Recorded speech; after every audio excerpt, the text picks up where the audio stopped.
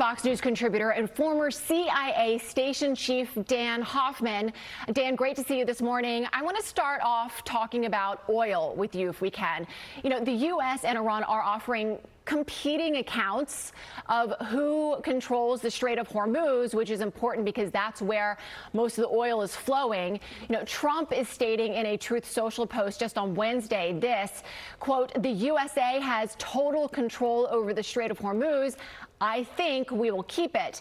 But meanwhile, we have this from the former IRGC intelligence organization chief. He says this, quote, "The Strait of Hormuz is under the management and control of the Islamic Republic, and our country continues on its path in complete security." Dan, what do you make of these conflicting accounts over the Strait of Hormuz?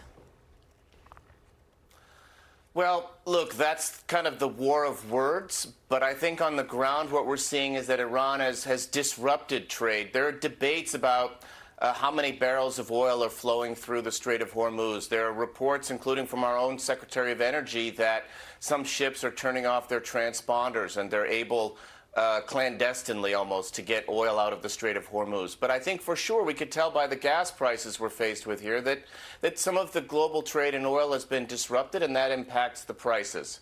I think the larger question for the Trump administration is going to be to deal with our strategic objectives, and that was always to get a better deal than JCPOA, from which the first Trump administration withdrew. That's dealing with Iran's nuclear program, their ballistic missiles, their support to proxy terrorists. If we don't induce Iran to negotiate in good faith, then we will have to resort to, and most likely, future kinetic strikes. And Dan, I think many people would say a lot of those goals have been accomplished with Iran's military and naval assets being so degraded.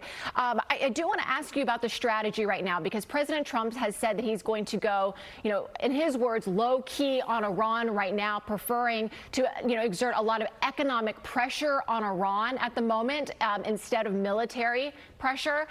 What do you make of that? How much runway do we have left on just kind of isolating Iran economically? How much longer will that work until they have to resort to perhaps other military means?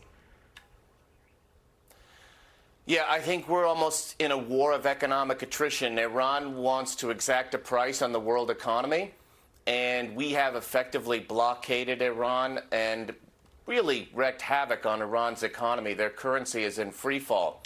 And that does have an impact on the amount of money that Iran would have to spend on reconstituting their ballistic missile program, which you rightly noted has been largely destroyed, although there are enough missiles spread throughout the country to cause some harm to our bases in the region.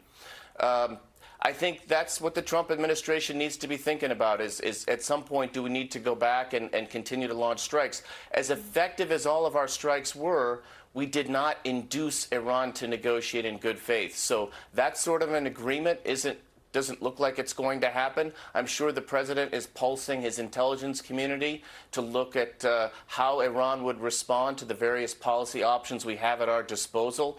And perhaps in the coming weeks and months, the president will revisit other options. But for now, we're going to turn up the heat, continue to turn up the heat on Iran's economy. You know, and just our final few seconds here, I will note, you know, Secretary Hegseth, Defense Secretary of War, you know, he says that the U.S. can basically indefinitely keep Iran isolated, you know, with blockades just by swapping in and out vessels.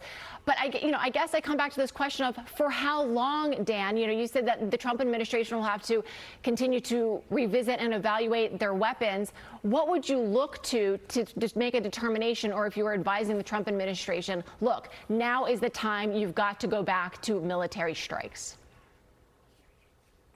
Yeah, I think, look, the Israeli model has been to what they like to call mow the lawn. That is, when proxy terrorists like Hamas or Hezbollah build out their weapons capacity, Israel will go and destroy those, fully cognizant that months or years down the road they're going to have to repeat the process.